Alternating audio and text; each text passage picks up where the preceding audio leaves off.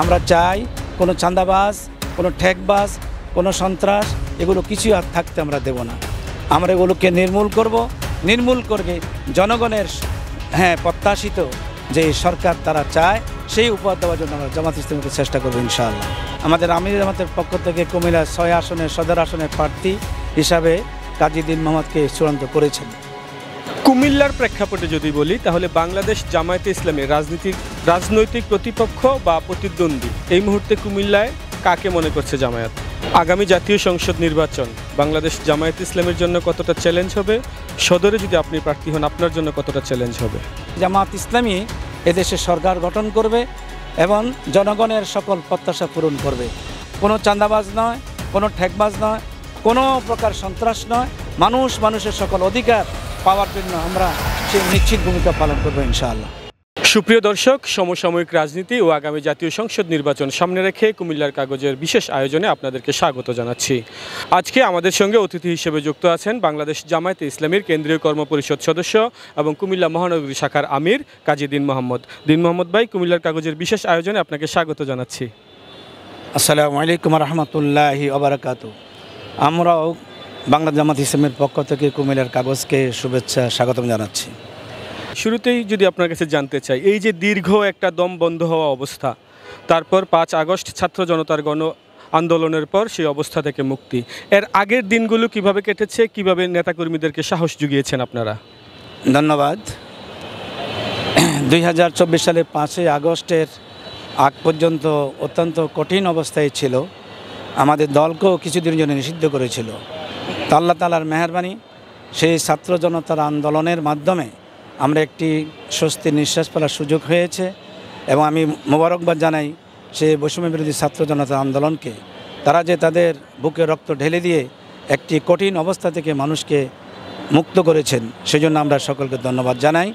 আর আমরা আমাদের জনশক্তিকে বলেছি যে আমরা ন্যায় এবং ইনসাফের জন্য আন্দোলন করছি। আল্লাহ আমাদের বিজয় দান করবেই, আমরা বিজয়ী হবে ইনশাআল্লাহ। এই ছাত্র জনতার গণ আন্দোলনে কুমিল্লার প্রেক্ষিতে বাংলাদেশ জামায়াতে ইসলামী এবং এর অঙ্গ সহযোগী সংগঠনের ভূমিকা কী ছিল? বাংলাদেশ জামায়াত ইসলামী তার সহযোগী সংগঠনগুলো ওতপ্রোতভাবে কাঁধে কাঁধ মিলিয়ে আমরা কাজ করেছি। আমাদের মধ্যে অন্যরকম ছিল না। আমরা যথেষ্ট সহায়তা করার চেষ্টা করেছি। আমরা কোনো জায়গায় কমতি ঘাটতি করি নেই। আমরা সমানভাবে যাতে করে মানুষের মুক্তি হয়, মানুষের মুক্তির লক্ষ্যে আমরা সে কাজটা করেছি। বর্তমান পরিস্থিতিতে কুমিল্লায় জামায়াতের রাজনৈতিক অবস্থান কেমন? কি বার্তা নিয়ে আপনারা মানুষের কাছে যাচ্ছেন?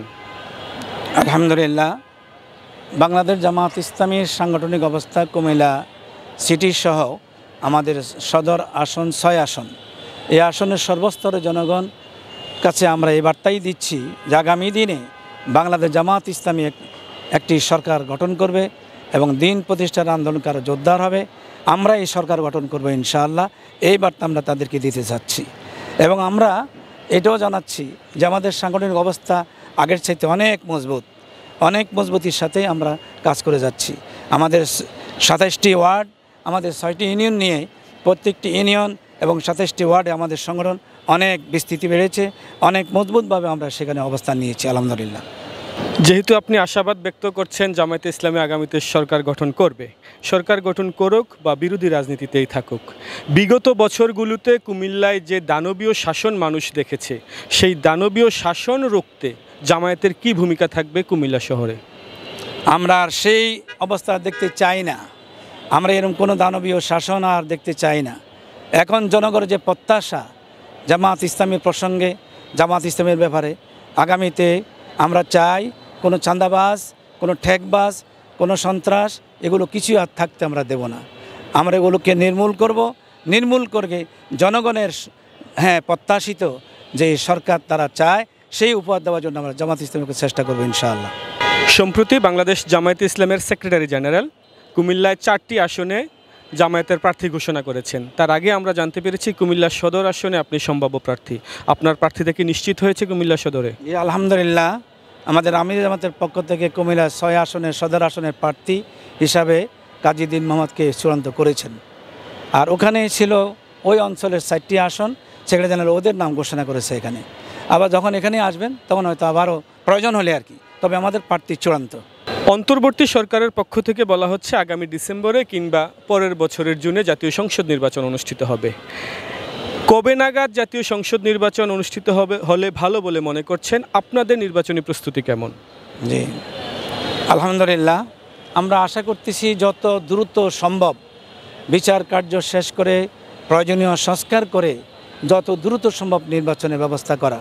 আমাদের আমিরে জামাত বলছেন যে আগামী রোজার আগেই নির্বাচনটা হলে ভালো হয়, দেরি না করে যত দ্রুত সম্ভব নির্বাচন দিলে ভালো। আমরা আমাদের নির্বাচন ব্যাপারে সকল দিক থেকে আমরা প্রস্তুতি নিয়েছি, আমরা প্রস্তুত ইনশাআল্লাহ। কুমিল্লার প্রেক্ষাপটে যদি বলি তাহলে বাংলাদেশ জামায়াতে ইসলামের রাজনৈতিক প্রতিপক্ষ বা প্রতিদ্বন্দ্বী এই মুহূর্তে কুমিল্লায় কাকে মনে করছে জামায়াত? আমরা কাউকে প্রতিপক্ষ মনে করি না, এটা জনগণই ডিসাইড করবে কে পক্ষের কে বিপক্ষের। আমরা আশা করতেছি জামাত ইসলামী এদেশে সরকার গঠন করবে এবং জনগণের সকল প্রত্যাশা পূরণ করবে। বিশেষ করে কুমিল্লার 6 আসনে জনগণের প্রত্যাশা হচ্ছে যে জনগণ চায় জামাত ইসলামী আগামী দিনে সরকার গঠন করুক। আমরা সেই প্রত্যাশাই করি, সে আশাই করছি। যদি আমরা কোনো ঘটনার ধারাবাহিকতা ধরি, সেই হিসেবে বলা যায় পূর্বের ধারাবাহিকতায় কুমিল্লা শহরে এখনও চাঁদাবাজি খবর আসছে এবং বিভিন্ন জায়গায় নির্মাণ কাজেও বাধা প্রদানের ঘটনা ঘটছে এবং অভিযোগ উঠছে। সেই হিসেবে আপনাদের কি ভূমিকা থাকবে সেই চাঁদাবাজি প্রতিরোধে, সেই নির্মাণ কাজ যেন মানুষ স্বস্তিতেই করতে পারে? কতটা নিশ্চয়তা আপনারা দিবেন মানুষকে? ধন্যবাদ।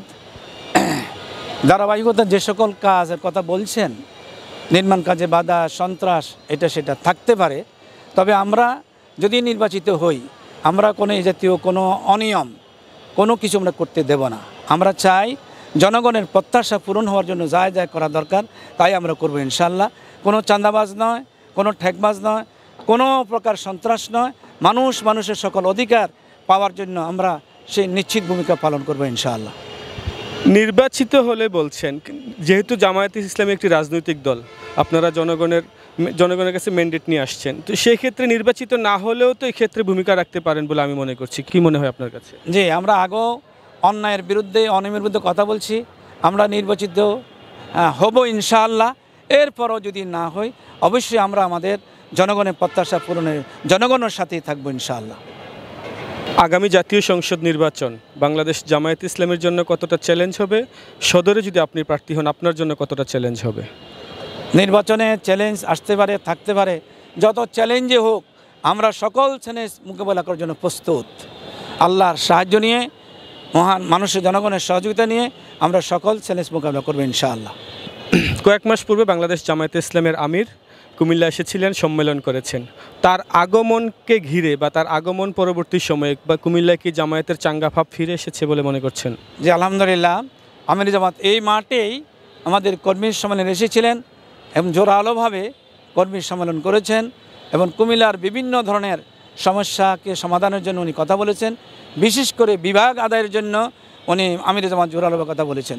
ওনার এই বক্তব্য এই কুমিল্লার সাংবাদিক মহল, তারপর সুধী মহল, সকল মহলেই আমরা আশার আলো জাগাতে সক্ষম হয়েছি এবং আমাদের কর্মীরা খুবই উজ্জীবিত।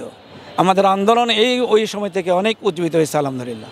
এই যে ছাত্র জনতার গণ আন্দোলনের পর সরকারের পতন, তারপরে কেমন বাংলাদেশ প্রত্যাশা করেছিলেন, কেমন কুমিল্লা প্রত্যাশা করেছিলেন, বর্তমান প্রেক্ষাপটে কি মনে হচ্ছে আপনার কাছে?